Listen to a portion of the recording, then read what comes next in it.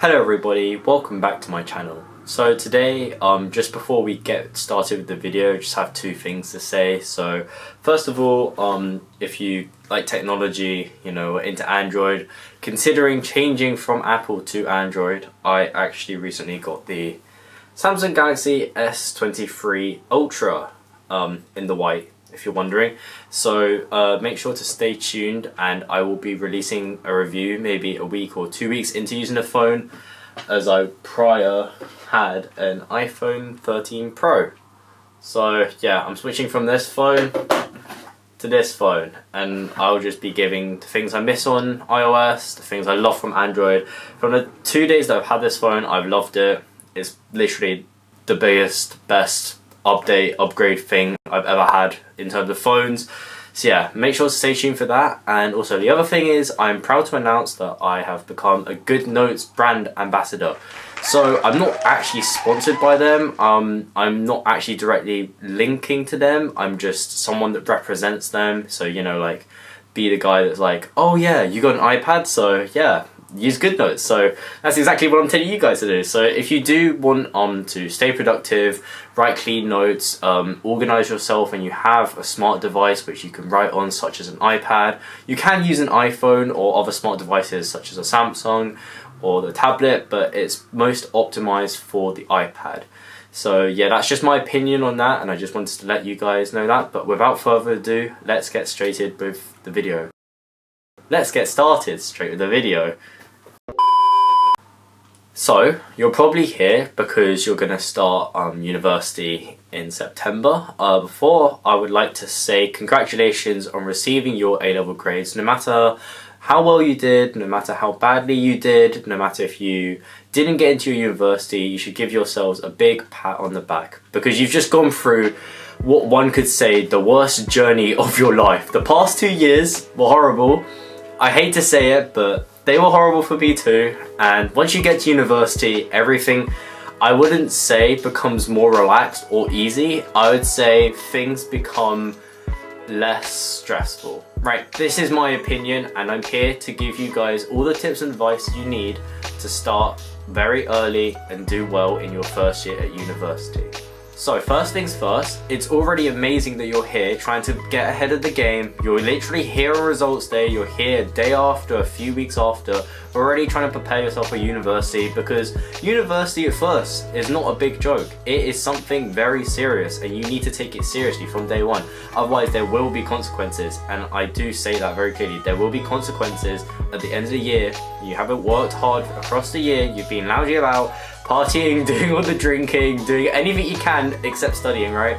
There are consequences, and I'm not saying that you shouldn't study in your first year, but it could be much more relaxed. And I can tell you this from personal opinion, because I was the biggest sweat of my cohort, or so what, whatever, right? People thought I was ridiculous, thought I was insane, being at the library for like ridiculous hours. And I'm not saying that everyone should be in the library for 10 hours a day doing anything that they can, but stay on top of the work, be productive, do what you need to do in order to stay updated with your work. Don't leave it behind, don't slack, don't be like, oh, this is easy, I don't need to do it. Just write it down, because your future self will definitely benefit from it. Which leads me into my first tip: stay on top of everything. And I mean that, because for my course, I had 4 modules. Now 4 modules doesn't sound too bad, but in terms of what you actually do in the modules, it's very different to A-levels. So you don't just like cover 20 topics, 30 topics. You cover lots of topics, or in-depth topics, but especially in first year, you don't really go into depth too much. It's more of just understanding concepts, reviewing concepts from A-level if you did your subject at A-level, or introducing lots of new concepts for people who haven't done the subject. So in the case of economics, if someone hadn't done A-level economics, this was like a lot to bring in. So for people who do, don't laugh at them, don't be like, this is easy, just go with the flow.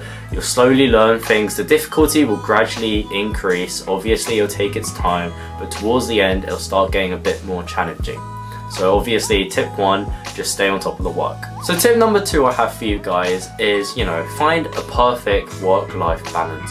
you don't want to be constantly working 24/7 on the nail, like bang, I need this assignment done, I need this done, I need this done, I don't need any breaks, I've got this, I'm gonna ace my exams, whatever, right?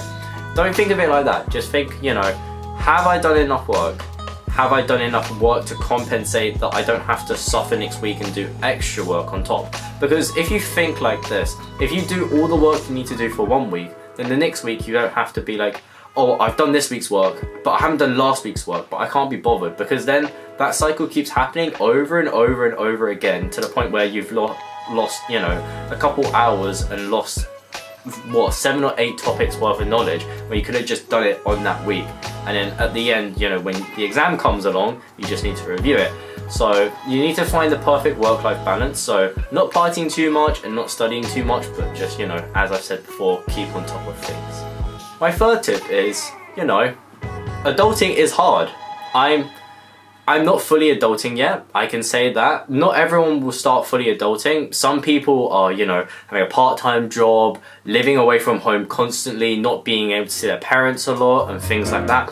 I haven't reached that point yet. I mean, in my first year, I did come home, you know, 3 or 4 times across the year, as in like twice in the first semester and then, you know, 3 or 4 times in the second semester, just because, you know, it was nice to see family, catch up with friends and things like that. But adulting in itself means, like, you know, doing laundry, cooking every day, setting a timetable for yourself, sleeping at the right time, waking up by yourself. These things aren't very easy to do, and I can say that from personal opinion. I have the worst sleep schedule known to man. For some god knows reason, I'm not able to fix it. So if you're having worries about these, don't worry. It's natural. It's normal to be struggling with the adulting life. There are many things you need to learn in university, not just in terms of your subject, but many people forget, you know, I see all these like tutorials and like tip videos saying like, oh, university, do this then, do that to prepare. But they always forget about the adulting aspect. Now, like, becoming independent is something that you need to learn. So I don't have a specific tip, but all I just want to say is if you're struggling with doing something in terms of stuff that's not inside your academics, don't worry, because there are other people that are also struggling with the same thing. So just communicate, talk to your flatmates, talk to your peers around you, and hopefully you'll all be able to, you know, share your stories and laugh it off. And my final tip is moving in, right? Everyone's gonna have this issue. You're excited to move into your dorm. You're gonna bring everything that makes everything nice and cozy, make it feel like home. Everyone says this tip, make it feel like home so you don't feel homesick. Now, all I'm gonna say is, if you're packing loads, have a look. If it fits in your car boot, that's probably more than enough.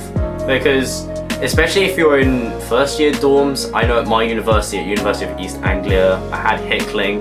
If you go there, it's like one of the most expensive accommodation rooms, and it was tiny as hell. Like literally, right?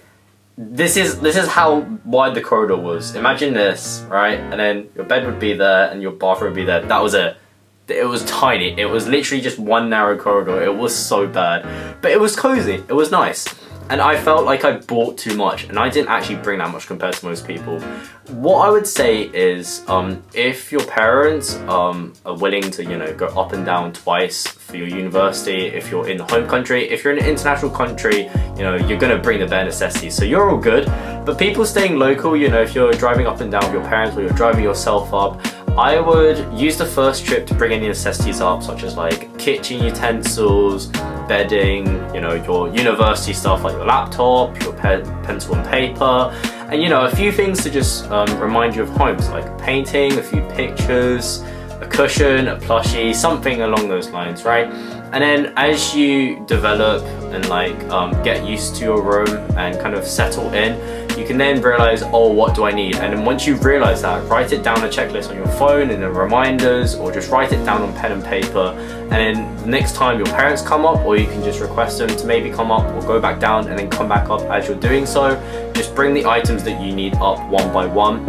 And this also means you shouldn't bring too much either, because on the way back down, you don't want to be doing constant journeys up and down. Be logical with what you want to bring and don't bring too much. And then as you go along, when you go back in your second year and your final year, you'll realize what you don't actually need and what you do need, and then you'll pack that then. So first year is all about I'd say trial and error in everything that you do, in terms of adulting life, in terms of studying, what you bring up, what you actually need, what you're going to do with your time, how you're going to study, how you're going to wake up, things like that. It's more of an experimental year more than anything.